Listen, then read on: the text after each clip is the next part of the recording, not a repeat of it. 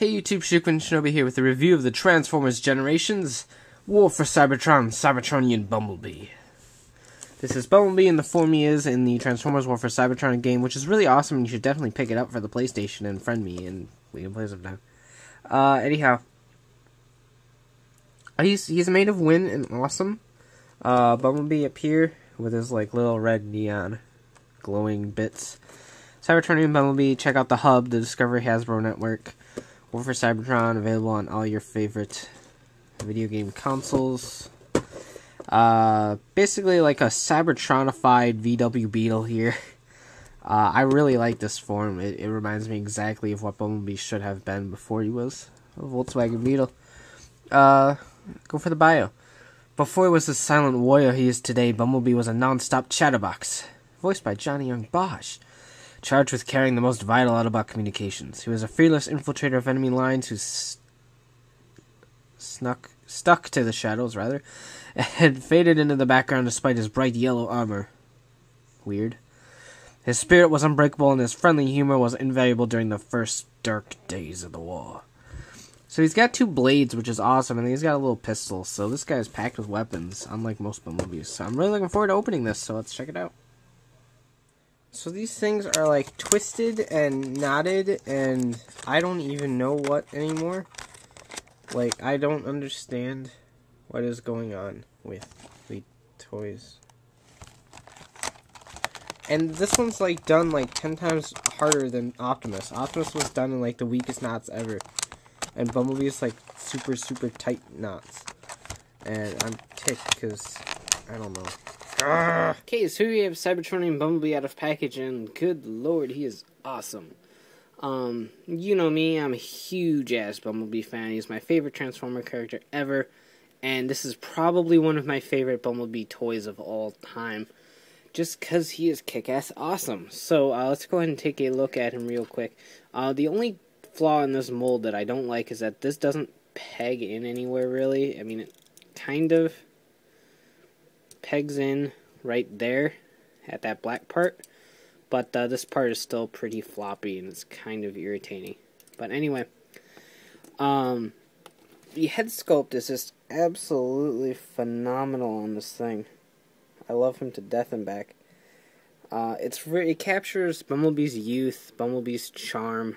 It looks exactly like his G1 head sculpt, and I don't know, it's just one of my favorite Bumblebee head sculpts. It's even got, supposed to have light piping. It doesn't obviously have light piping where you'd see it right now.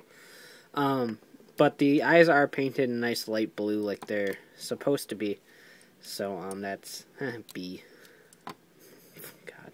So, that's good. Bring this guy back out. He is some sort of Cybertronian Bumble car. And he's awesome. He comes with a pistol. The only drawback is that his hands are kind of like lockdown hands, and they are stuck in this slightly tilted wrist position. So he can't actually hold the gun straight. He always has to look kind of quasi-retarded as he shoots this thing. So I kind of don't particularly like the pistol. I'm glad they included it, because Bumblebees usually seem to get packed with no weapons when they're going off his G1 counterpart. But it can store right back here in the trunk area. Just like that, hinders nothing, folds right back up, and you can pretend he doesn't have a pistol. Because he has these fucking awesome flip-out swords.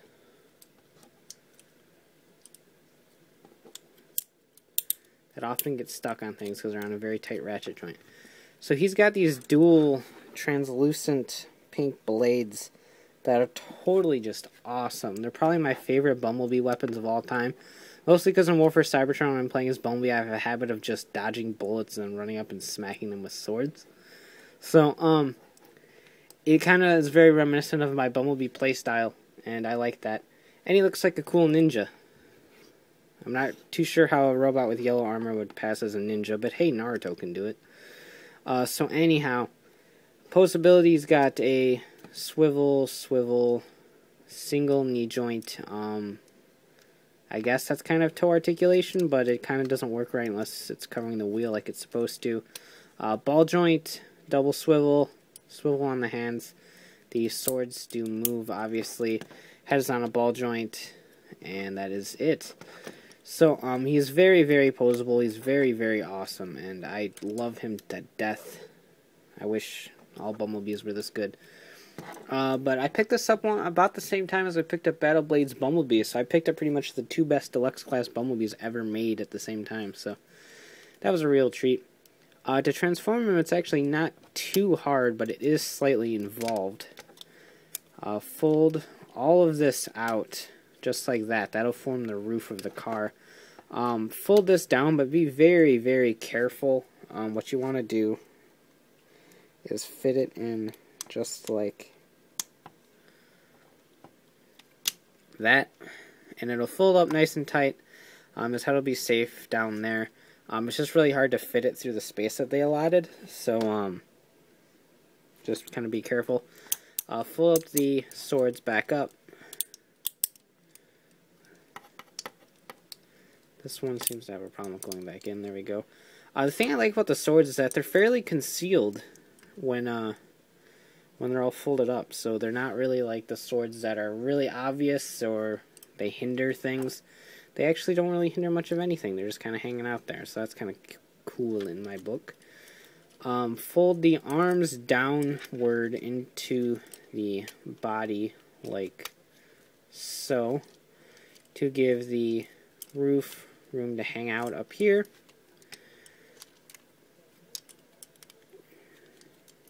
Fold out these just like that. Ah, crap. That was stupid. The legs are kind of weird. You have to bring them out like this. Undo the gold tab. The entire section here will flip all the way around. And then fold that down. So do the same thing over here.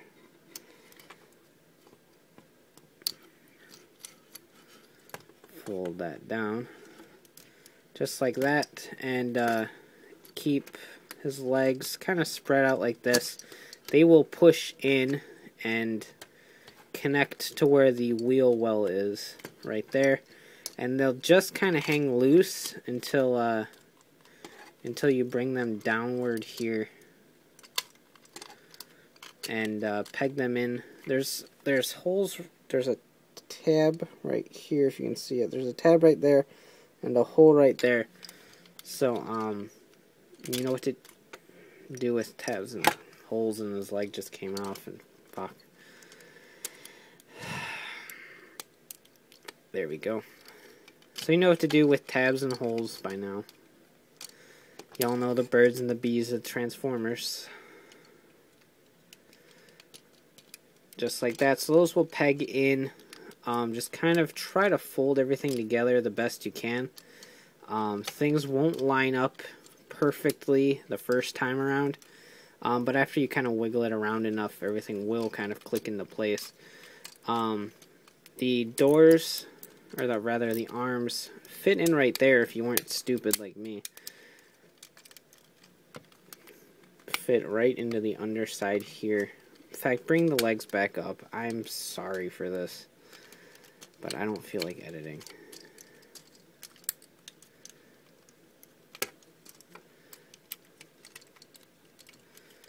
So the arms will fold up in like this.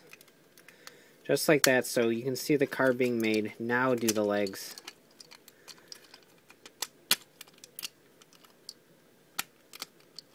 It's a very, very, very compact design, and I think that kind of hinders it a little bit. Mostly because it makes transformation like insanely difficult. It's not particularly hard to do. It's just to get everything lined up perfect, right exactly where it goes, takes a lot of unnecessary effort for a transformer.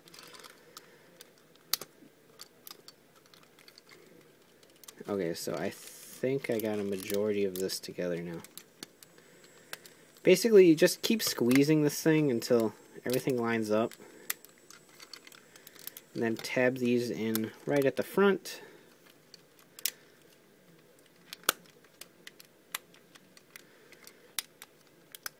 And like I said, just keep kind of squeezing him and moving the panels around until everything is just about where you need it to be. So that's pretty good for now. He's not rolling for shit. Something's catching down here, I think. It's the fact that these aren't in the tabs.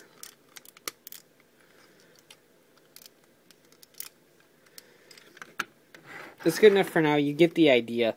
I apologize. In fact, I probably would have skipped most of that fuck up. So, anyway, he's a little yellow speedster in vehicle mode. He looks very neat. There's these red paneling details going through the windows here and off to the side and under the trunk. The wheels have a nice transparent